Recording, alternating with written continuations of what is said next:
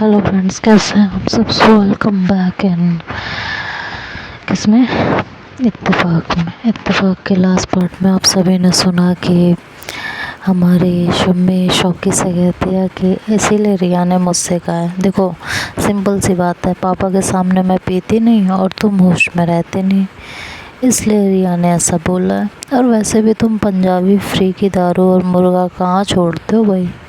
तो अशोक हंसते हुए कहता है, बात तो सही है तुम्हारी, पर तुम्हारे यहाँ पार्टी की बात ही कुछ और है। दारू और मुर्गे के सिवा मच्छी भी खाने को मिलती है, वो भी तुम्हारे पापा के हाथ की। और 3-4 पैक लगाने के बाद जब वो तरंग मर आकर आधी हिंदी और बांग्ला की खिचड़ी पकाने लगते हैं तो मज़ा आ जाता है। शम्मी कहते हैं पीने के बाद उनकी मातृभाषा उबाल मारने लगती है और या फिर गुस्से में होते हैं तब। अशोक कहता है, हाँ लेकिन तुम तो अभी भी बांग्ला नहीं बोल पाती। शम्मी ने कहा, कुछ कुछ बोल लेती हूँ, पर अब पापा बोलते हैं तो समझ जाती हूँ कि क्या बोल रहे हैं, वरना पहले तो सर के ऊपर से निकल जाती थी। बचपन से उनके साथ रही होती तो बोलने भी आती। सारा बचपन तो मम्मी के साथ बाहर घूमती रह गई। मम्मी का जिक्र आते ही शम्मी सीरियस हो जाती, बहुत मिस करती थी उन्हें। तो अशोक ने टॉपिक चेंज कर दिया और पूछा, ज़्यादा लोग आने वाले हैं पार्टी में या खास लोग। शम्मी ने कहा, खास लोग, पापा के दोस्त और एक तुम मेरे दोस्त। तो इन खास लोगों में तुम्हारे अंकल भी हैं और उनके बेटे भी।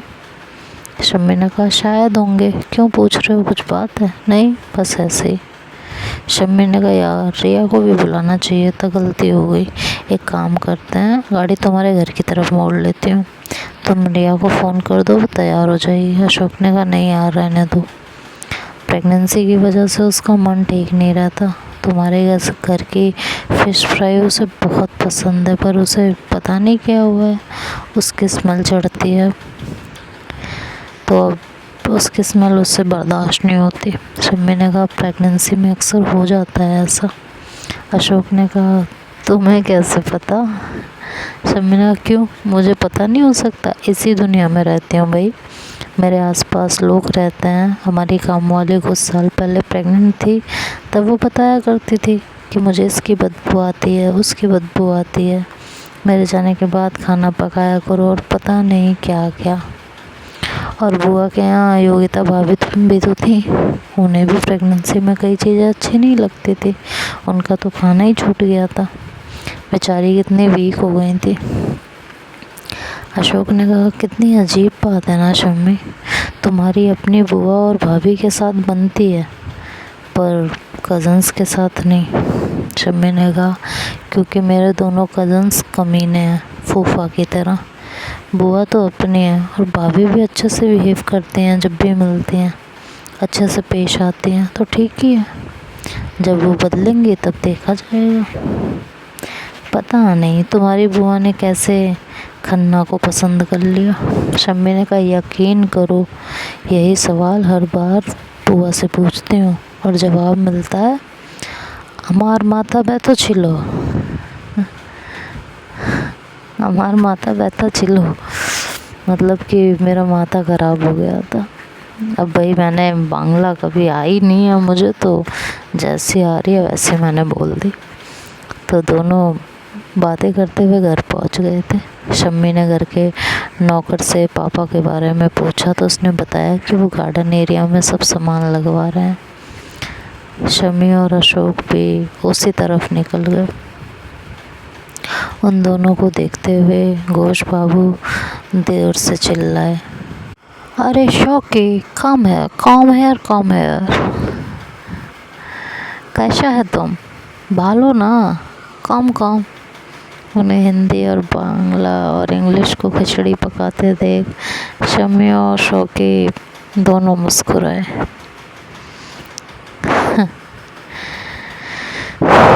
शम्मी बोली, लगता है पापा ने बोतल खोल लिया। अशोक ने कहा, लगता तो है। देखने से तो ओल्ड मूंग जान पड़ती है। वही है, आज तुम्हारी लॉटरी लगी है। अशोक ने कहा, तुम्हें तो जलन हो रही होगी ना। कोई बात नहीं, नज़र बचा के एक आधा पैक तुम भी ले लेना, मौका देखकर मैं ले आऊँगा। शम्मी ने कहा, अच्छा, मतलब तुम मेरे लिए चोरी से लेकर आओगे? मतलब मेरे घर में इतना बड़ा बार है और तुम मुझे चोरी से पिलाओगे? मैं खुद नहीं पी सकती। अशोक ने हंसते कहा, अपने ही घर में चोरी करते हुए अच्छा नहीं लगता ना, इसलिए कह रहा था। दोनों बातें करते हुए घोष बाबू तक पहुंच गए थे। अशोक ने उनसे हाथ मिलाया और तबीयत का पूछा। घोष बाबू भी अपनी मिक्स भाषा में और बंगला एक्सेंट में उसका हालचाल पूछते हैं। फिर उसकी वाइफ रिया का, फिर उससे इशारे में पीने के लिए पूछते हैं तो अशोक मुस्कुरा देता है और हाँ में सर हिला देता है। घोष बाबू उसके लिए पैक लेने चले जाते हैं। शम्मी कहती है, मैं तो तुम्हें कॉफ़ी का पूछने वाली थी। अशोक ने, आज तुम्हारी कॉफ़ी कोई नहीं पूछने वाला। शाम की शुरुआत ओल्ड मॉन्ग से हुई है। शाम ढलते ढलते विस्की चलेगी और रात स्कॉच से परवान होगी।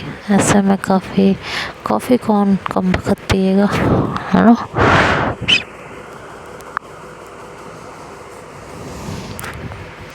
शम्मी ने उठते हुए कहा कि अच्छी बात है, मैं जा रही हूँ चेंज करने, फिर कॉफ़ी पीऊँगी और रिया को फ़ोन करूँगी और अगर वो तुम्हारे बारे में पूछेगी तो उसे यही बता दूँगी। फिर अपने पापा को दोनों हाथों में गिलास पकड़े देखती है तो बोलती है, पापा आपने अभी से पीनी शुरू कर दी है। डॉक्टर ने लिमिट में पीने को कहा है और आप तो अभी पार्टी शुरू भी नहीं हुई, रात तक तो पता नहीं क्या होगा। घोष बाबू बोलता है, ज़्यादा नहीं पीऊँगा, देखो ये छोटा वाला मेरा है, इससे बाद 2 पैक और लूँगा जब शव आ जाएंगे। सुनकर शम्मी चली जाती है। घोष बाबू अशोक से कहते हैं, जैसे पीनी नहीं होती वैसे ही बोलता है। अशोक को समझ नहीं आया कि घोष बाबू ने ये बात इसलिए कही थी कि उन्हें लगता था शम्मी पीती नहीं, या फिर उन्हें पता था और शम्मी उनके सामने नहीं पी सकती थी इसलिए कही थी। घोष बाबू पार्टी के अरेंजमेंट्स देख रहे थे और साथ ही अशोक से केस भी डिस्कस कर रहे थे। उन्होंने पिछले 2 साल से ऑफिस जाना कम कर दिया था और 6 महीने से बीमारी के चलते बिल्कुल बंद था। सारा काम शम्मी और अशोक संभालते थे, पर फिर भी कुछ खास केस में वो अपनी दखल रखते थे, खासकर हाई प्रोफाइल केसेस में। ये फार्म उनकी बनाई हुई थी तो कैसे दखल देना बंद करते। उनकी गिनती अच्छे वकीलों में होती थी। उन्होंने प्रैक्टिस बंद ज़रूर की थी पर छोड़ी नहीं थी।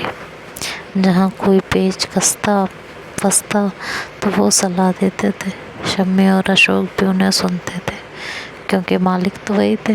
शम्मी उनकी बेटी और इकलौती वारिस ज़रूर थी, पर उसकी हैसियत भी अभी फार्म में एक एम्प्लॉय की तरह ही थी जैसे अशोक की। कोई भी बड़ा या हाई प्रोफाइल केस आता था तो घोष बाबू से पहले डिस्कस होता था, फिर हामी भरी जाती थी।